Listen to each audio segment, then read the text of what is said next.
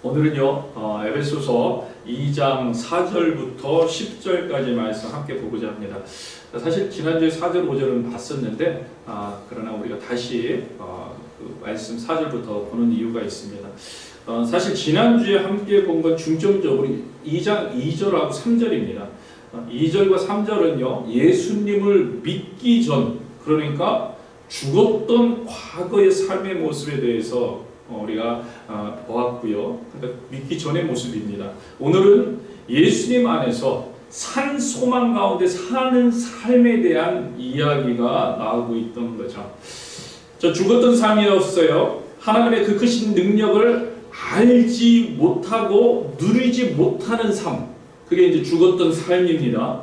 그러나 다시 살아난 삶, 다시 일어난 삶, 그 삶은 하나님의 능력을 누리는 삶이라는 것을 오늘 바울은 분명히 이야기해 줍니다. 그래서 여러분 4절 영어 성경 우리가 보는 건 NIV인데 NIV 성경 한번 다시 보세요. 4절 어떻게 시작하고 있습니까? But 이렇게 시작하고 있어요. But. 우리 한글에는 없지만 영어에는요 원어에 속해 있는, 원어에서 말하는 접속사 the라는 접속사가 있습니다. 그러나를 영어에서는 넣어주고 있습니다. 한글에서는 없는 이유는 의미가 확실히 분리가 되어 있기 때문에 굳이 넣지 않아도 알기 때문에 그렇게 넣지 않았어요. 그러나 원어에서는요 분명하게 but이라고 되어 있어요. but. 결국요 원래대로 보면 이렇게 됩니다. 우리가 죽었을 때 그때는 이랬다. 그러나 국물이 풍성하신 하나님이 우리를 그리스도와 함께 살리셨다. 이 말을 해주고 있는 거예요. 그리고 뒤에 부분이 뭐냐면 그 삶은 이런 삶이다. 이런 삶이다. 그 은혜의 삶은, 살아있는 삶은 이런 삶이다. 여러분 좀 더 분명해지죠? 좀 더 분명해집니다. 바울은요 분명하게 대조적으로 그 이전의 삶과 그 이후의 삶이 다르다는 것을 선포하고 있어요. 이거 분명하게 다른 겁니다. 여러분이 인지하든 아니면 여러분이 인정하든 여러분이 이해하든 안 하든 하나님은요 분명하게 다른 삶을 약속해 주셨어요. 이 사실을 우리는 믿습니다. 여러분 그렇습니다. 그리스도 밖에 있으면 절망의 삶이고 죽음의 삶입니다. 성경 분명히 말합니다. 살아있는 것 같이 보이지만 실제는 죽은 삶이에요. 하나님과 관계가 없는 영적인 죽음의 상태는 죽은 겁니다. 죽은 거라는 거예요. 여러분 이 사실을 반드시 기억해야 돼요. 여러분 찰나, 우리 요즘은 100세 시대라고 하니까 100세 산다고 그럽시다. 이 찰나예요. 영혼에 비하면 100세도 찰나입니다. 그건 죽은 삶이에요. 그 이후의 삶을 알지 못하는 삶, 그 이후의 약속을 알지 못하는 삶, 그리고 이후의 삶까지도 현재 안에 들어와서 그 영원의 삶을 약속으로 누리지 못하는 삶, 그 하나님의 영원의 약속, 다시 살리신 약속, 그 풍성하신 약속, 만물을 주관하신 그 놀라운 능력을 지금 누리지 못하는 삶, 그러니까 신앙이 없는 그런 삶, 그것은 죽은 삶이에요. 이 사실을 여러분 분명히 기억하시기 바랍니다. 그리스도 안에 있을 때 그때 살아납니다. 그리고 그때 그 이후의 모든 것을 알기 때문에 산 소망 가운데 살 수 있다는, 이게 우리가 말하는 신앙입니다. 산 소망 가운데 절망이 아니고 희망으로, 낙담이 아니고 꿈을 꾸며 나아갈 수 있게. 하나님께서 죽은 우리를 살리셨습니다. 아멘. 하나님께서 살리셨어요. 다시 한번 여러분에게 묻습니다. 누가 살리셨다고요? 하나님께서 살리셨어요. 여러분 내가 살린 거 아닙니다. 여러분 스스로 살아난 거 아닙니다. 하나님께서 내가 살린 게 아니라는 것은 내 어떠한 노력도 그 안에 있지 않다는 거예요.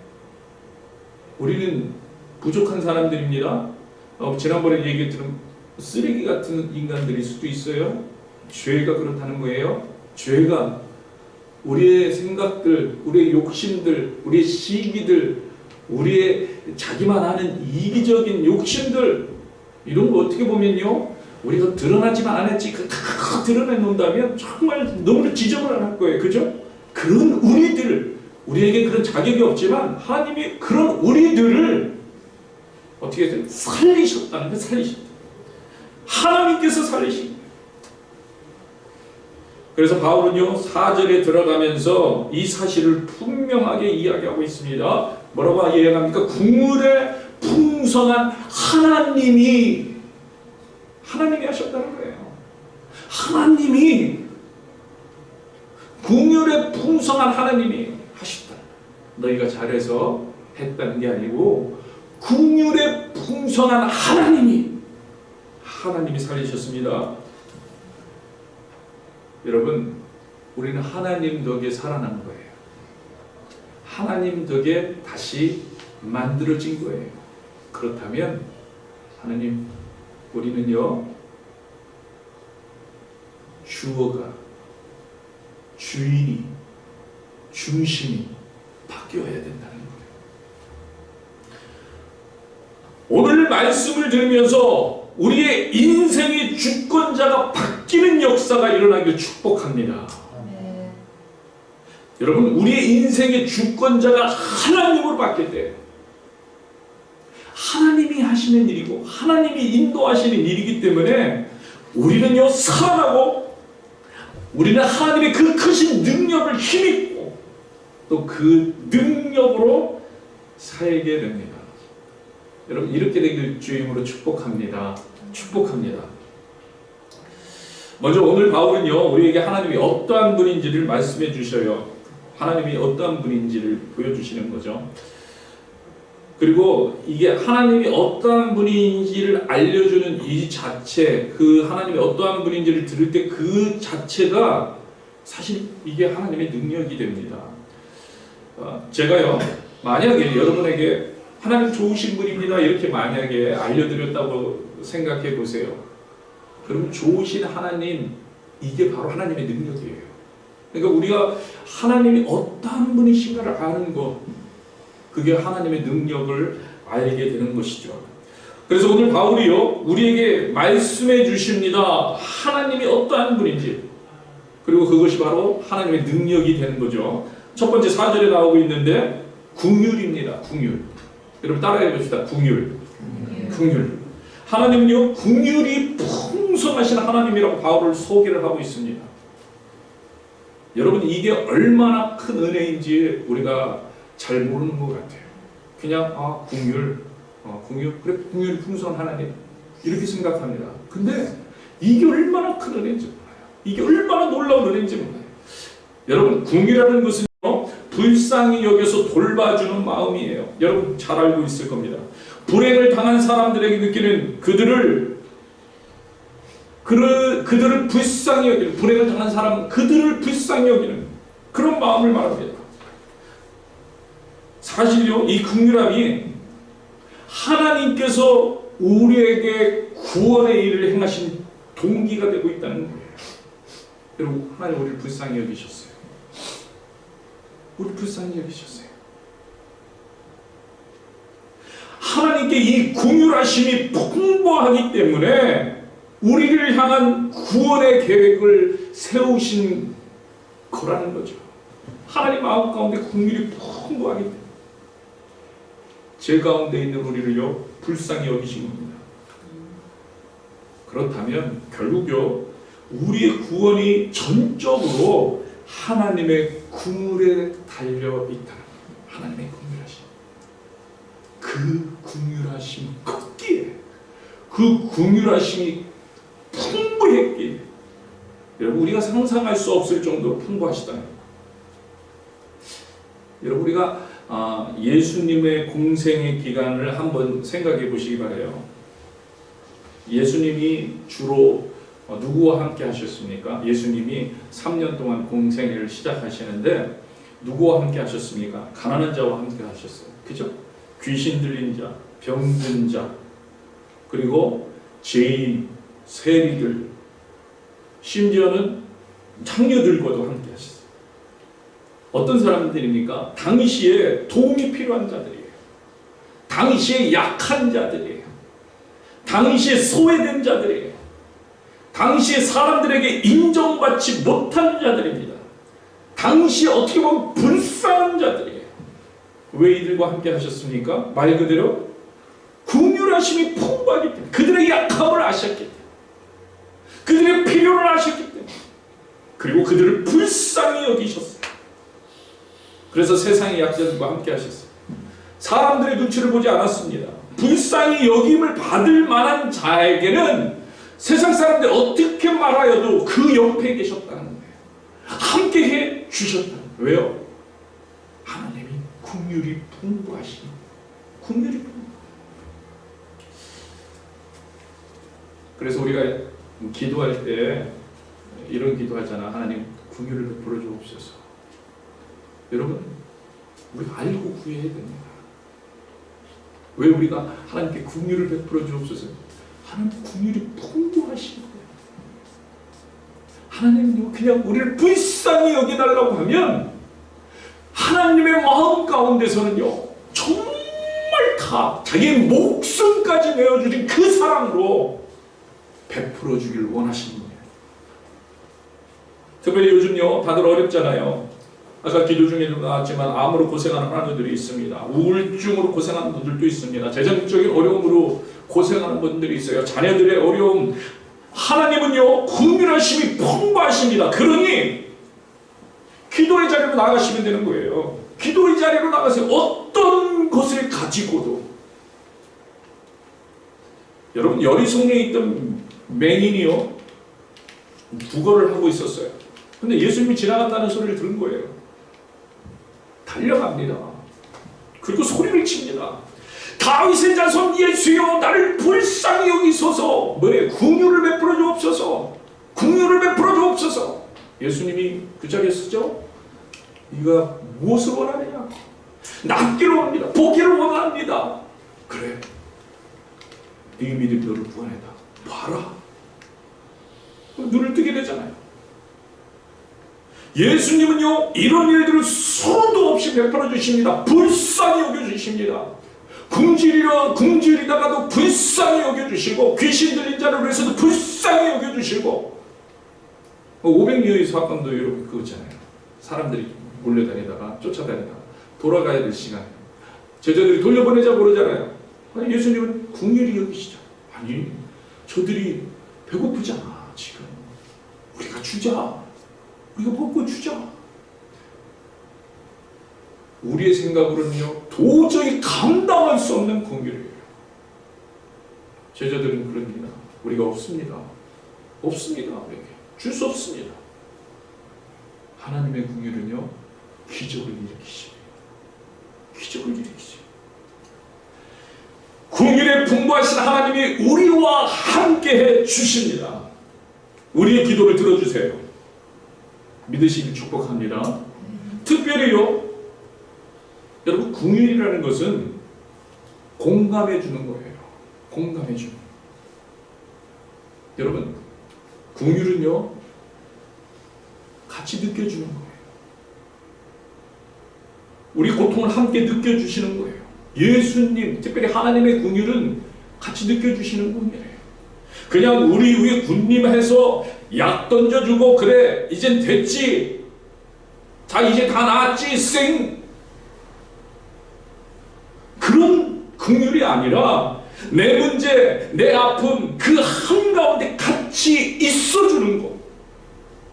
이것이 오늘 본문에서 나오고 있는 하나님의 긍휼이에요. 풍성하신 긍휼. 여러분, 예수님 한번 생각해 보세요. 같이 있었습니다. 예수님요, 같이 눈물을 흘리셨어요. 같이 아파하셨어요. 같이 식사를 나눴어요. 아니, 우리보다 더 모진 고통을 감당하셨어요. 십자가 상에서 우리의 모든 질고를 감당했다고 이사야 선지자는 예언까지 하셨어요. 그게 하나님의 긍휼이에요. 우리가 감당해야 될 것을 대신 감당해 주시는 긍휼, 그 아픔을 대신 치워주시는 긍휼. 여러분, 같이 식사하는 모습을 보면서 바리새인들이 욕을 하기도 했잖아요. 욕합니다. 예수. 어찌하여 예수는 경건하지 못하게 죄인과 세리들, 창녀들과 함께 하는 것이냐? 경건하지 못하다. 이렇게 욕하는 거예요. 마태복음 9장 10절에서 11절 보세요. 같이 읽겠습니다. 예수께서 마태의 집에 앉아 음식을 잡수실 때에 많은 세리와 죄인들이 와서 예수와 그의 제자들과 함께 앉았더니 바리새인들이 보고 그의 제자들에게 이르되 어찌하여 너희 선생은 세리와 죄인들과 함께 잡수시느냐?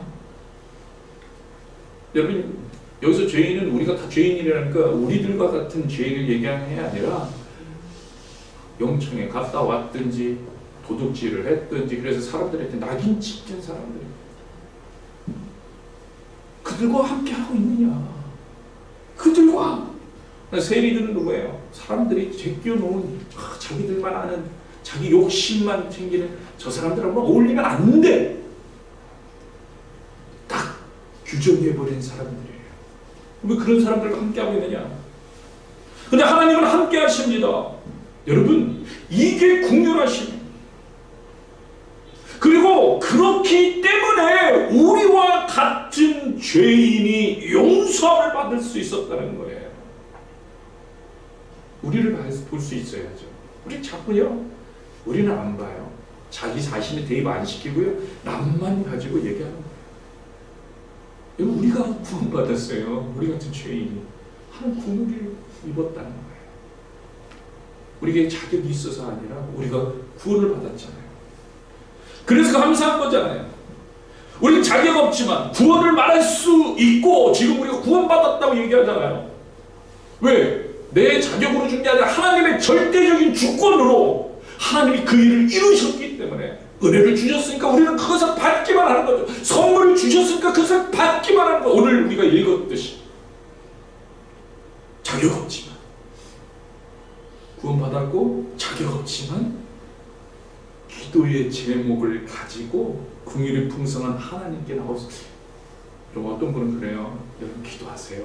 하나님께서 들어주시. 그러면요 속으로, 또 어떤 분은 겉으로 하는 믿음도 별로 없고 자격도 없고 사실 잘 못 믿는데 그게 이루어질까? 아니요.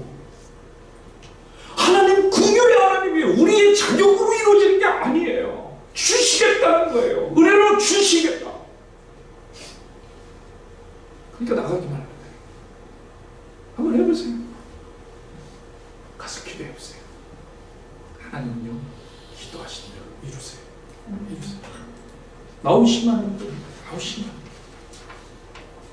간구하기만 하는 거예요. 세리와 죄인과 창녀들과 함께 하셨던 하나님께서 우리를 더럽다고 외면하지 않으시고 우리를 자격 없다고 외면하지 않으시고 우리의 기도 가운데, 우리의 문제 가운데, 우리의 간구 가운데 함께 주십니다. 아멘. 믿으시기 축복해. 이런 하나님의 크신 능력, 이 풍부한 긍휼을, 이 긍휼하심을 늘 체험하는 삶이 되시기 주의 이름으로 축복합니다.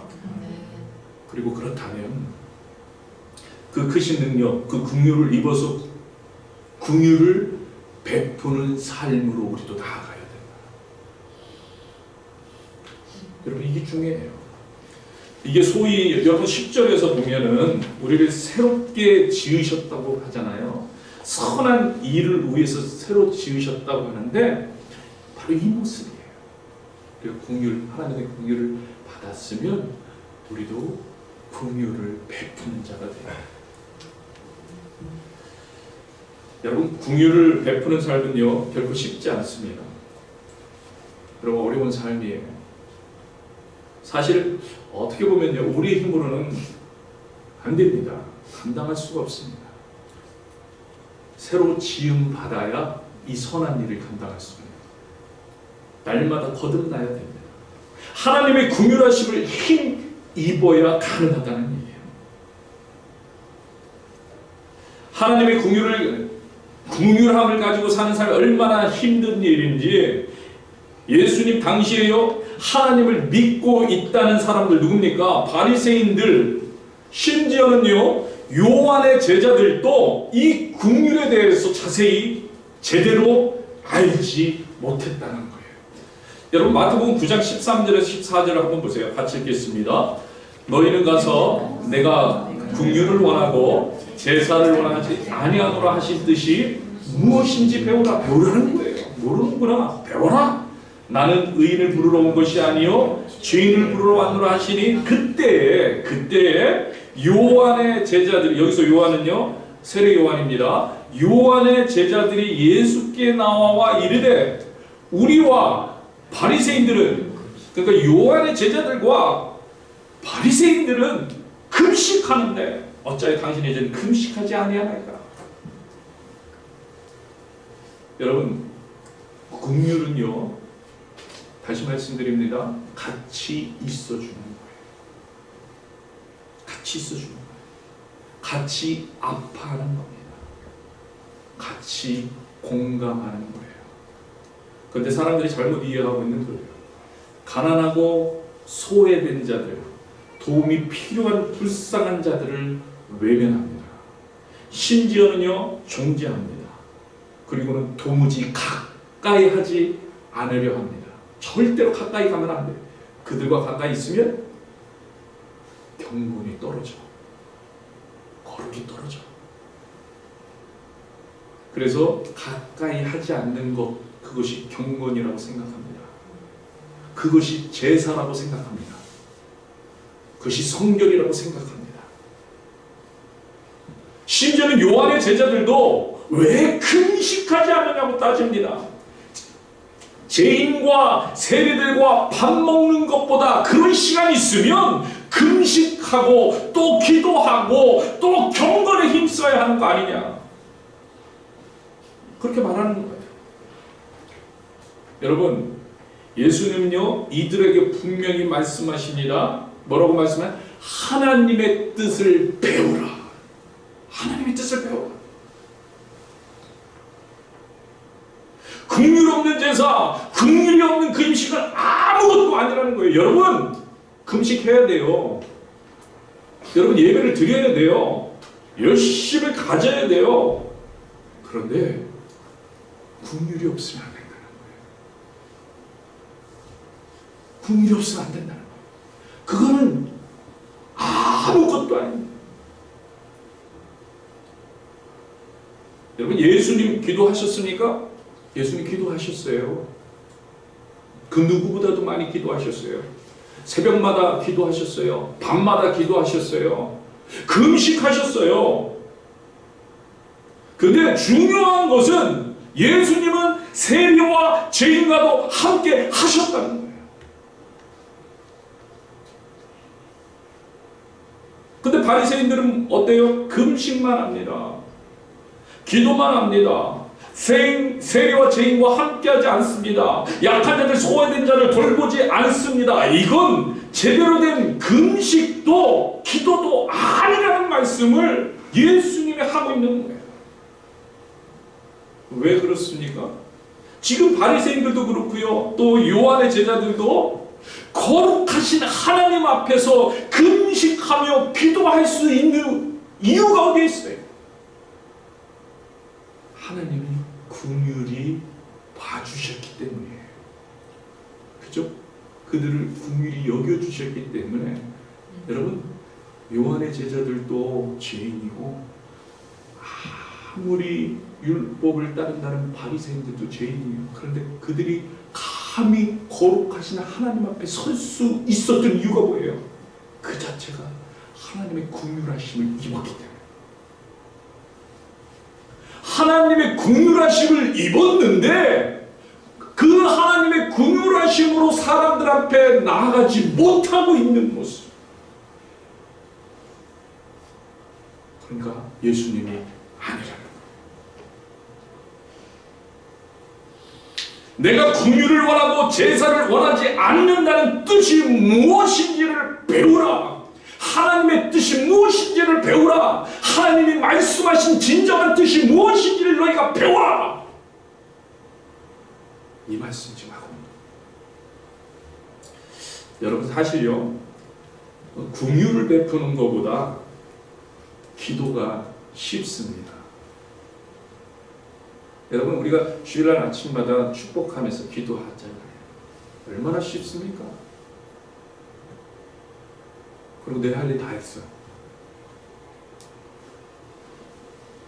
여러분, 긍휼을 행하는 것보다 금식하는 게 쉽습니다. 여러분들 밥 요즘 2끼만 먹는 분들도 계시잖아요. 건강 생각하면서.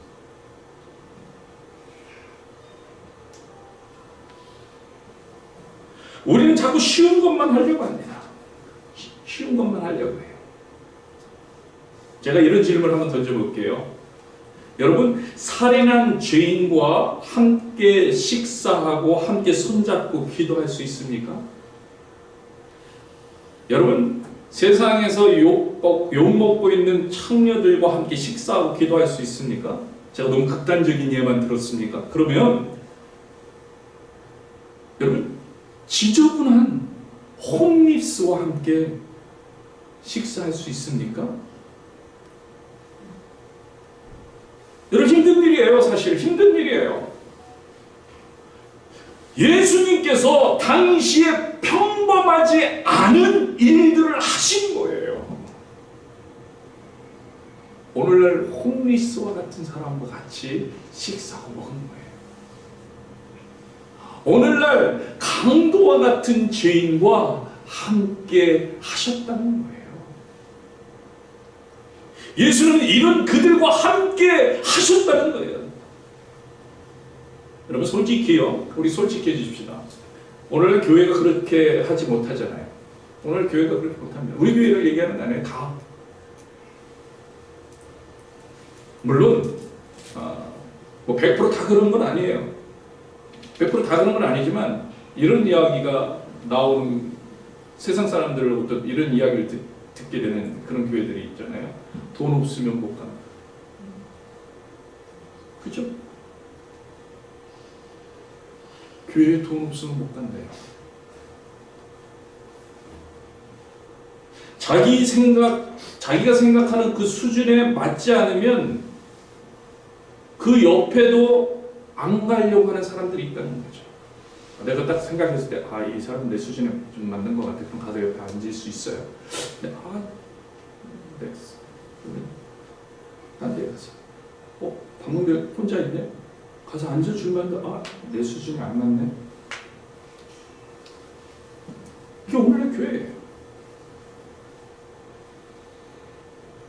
지금 예수님은요, 긍휼을 베풀라고 말씀하십니다. 긍휼을 배우라는 거예요. 하나님의 뜻에 맞는 긍휼이 무엇인지를 너희가 입었으면, 너희가 받았으면, 너희가 거저 은혜로 만났으면 너희도 한번 생각해보라는 거예요. 너희도 생각해봐.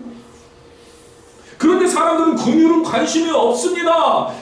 긍휼이 없는 금식에만 관심이 있어요. 긍휼이 없는 예배에만 관심이 있어요. 긍휼이 없는 신앙생활에만 온통 관심이 있는. 여러분, 한번 각자의 삶도 한번 돌아보세요. 다음 주에 우리가 헌신 예배를 드려요. 꼭 헌신 예배를 드려야 그 생각해보는 건가요? 다음 주에 헌신 예배를 드려요. 내가 얼마나 하나님 앞에 이렇게 긍휼의 은혜를 따라서 드리고 살고 있는지. 선교지를 생각하면서 선교지 특별 헌금도 해요. 내가 얼마나 선교지를 생각하면서 드리고 있는지, 그들을 긍휼히 여기는지, 그들을 마음에 품었는지. 그래서 묻습니다. 다시, 오늘 우리 교회는 어떻습니까? 이미 우리가 우리의 기준을 만들어 놓고 전도도 하고 선교도 하고 그렇게 하고 있지는 않느냐, 한번 생각해 봐요. 긍휼로 죄인과 세를 품지 못하는 그런 교회는 아닌가요? 지금 수준의 창녀까지는 바라지도 않습니다. 나와 다른 사람, 나와 생각이 다른 사람, 나와 입장이 다른 사람, 나와 생활 수준이 다른 사람, 이런 사람도 품지 못하는, 혹시 그런 교회는 아닙니까? 여러분 마태복음 5장 7절에 예수님 분명히 이렇게 말씀하십니다. 같이 읽겠습니다. 긍휼히 여기는 자는 복이 있나니 그들이 긍휼히 여김을 받을 것이며. 아멘. 아멘. 긍휼히 여길 수 있는 우리 모두가 될 수 있기를 소망합니다. 하나님의 그 크신 능력을, 긍휼의 풍성하신 하나님을 늘 만나시기를 축복합니다. 두 번째로요, 하나님의 그 크신 능력, 바울은요 오늘 보면 4절 후반에 하나님을 이렇게 소개합니다. 제가 다시 말씀드리지만 하나님을 소개하는 그 소개 자체가 하나님의 크신 능력이에요. 4절 후반부에 이렇게 소개합니다. 우리를 사랑하신 그 큰 사랑. 하나님은요 사랑이라고 소개합니다. 크신 사랑이라고 소개하죠. 하나님의 크신 능력은 사랑입니다. 다른 게 아니라 사랑입니다.